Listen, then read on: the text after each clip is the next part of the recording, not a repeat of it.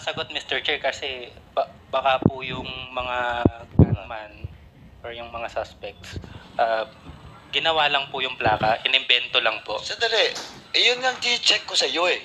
Sabi mo original. Tapos ngayon sinasabi mo na baka inimbento lang. Ano ba totoo? Inimbento ba? Established ba inimbento lang o ginamit lang o ginawa lang o original? Kasi nung tinanong kita kung original, sabi mo original. Yung pong plaka na naka-attach po sa Honda BRB po niya, ni Miss Romy Eltan, LTO plate po, Mr. Chair. Hindi, walang question doon sa naka-attach sa kanya, yung ginamit doon sa krimen. Ano yun, original o hindi? Hindi po. Hindi? Hindi po, Mr. Paano mo nalaman na hindi original? Hindi nga, paano mo nalaman, Corporal? Binerify po namin sa LTO. How did you verify with the LTO? Gumawa po ako ng request. No, for ang tinatanong ko, how did you verify it with the LTO? At saka paano na-confirm ng LTO na hindi yun original?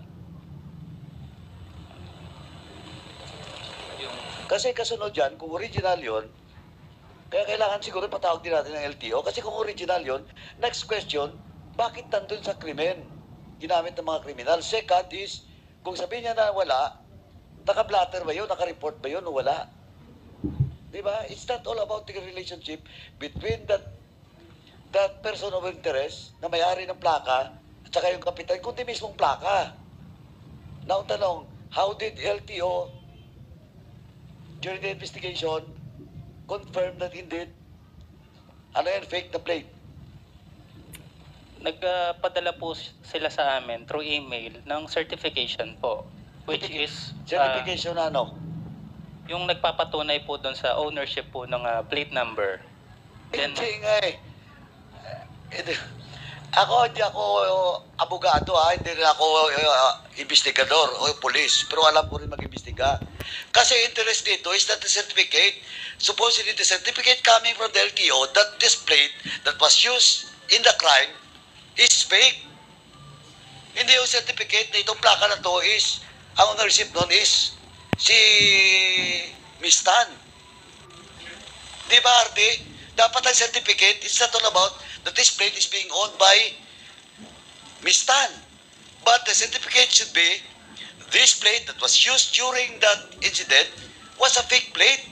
And walang blatter entry or blatter report o walang report sa LTO na nawala yung plaka niya. Yun dapat ang laman ng certificate. Kasi establish yun na kanya nga ang plaka sa sasakyan niya. But the question is, kung original yun, bakit nandun? Na kung sabihin niya nawala, dapat naka-report yun dapat prior to the incident na nawala. Di ba, Andy? If I may be allowed to answer, Mr. Chair, Your Honor. Sige, go ahead. When we request for verification from the LTO, sir, the details na nakalagay po, sir, doon sa certification is ang ilalagay lang po nila doon, sir, particular na let's say ABC 123. Ang ilalagay lang, sir, nila sa certification na ito pong ABC 123 ay dapat nakaatas sa isang particular vehicle.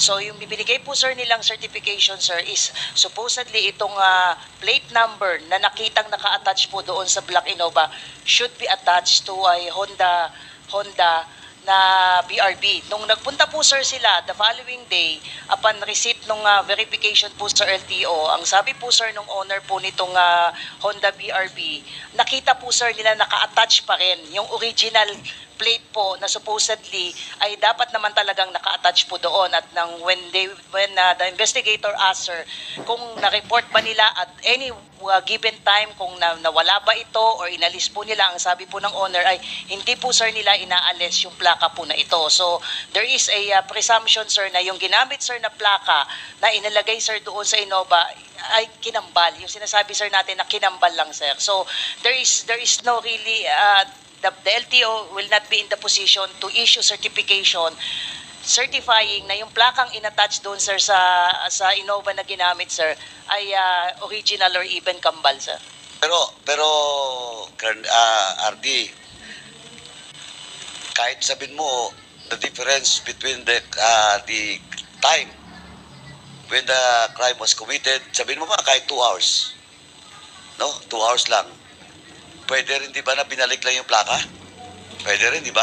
It's a possibility, sir. It is a Okay, possibility. now, ang sinasabi ko kasi, that's why siguro, Mr. Chairman, in relation to that, dapat i-check natin sa LTO.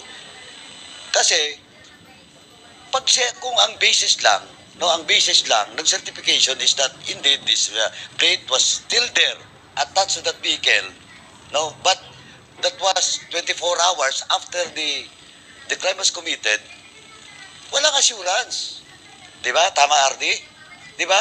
Kaya ang sinasabi ko, supposedly, the certificate coming from the LTO is a certificate that indeed, that plate being used, siguro kailangan, mas may ano tayong technology da, no? How to, kasi nakunan nga ng plaka eh, kaya nga nasundan eh, di ba? Now, next question is, kung walang capacity ang LTO to confirm if that plate that was used was fake, or better, the investigation should not end there. That certain misstand is not involved in the crime. Tama, RD, di ba? Kasi wala rin eh. Not because the owner or misstand show a proof, dinala yung kotse sa LTO, nandun yung plaka, pwede natin sabihin na hindi fake. O fake, di ba? Tama, RD? I agree, Your Honor, Mr. Also, Chair. so Mr. Chairman, siguro we will call the attention of LTO also with regards to that.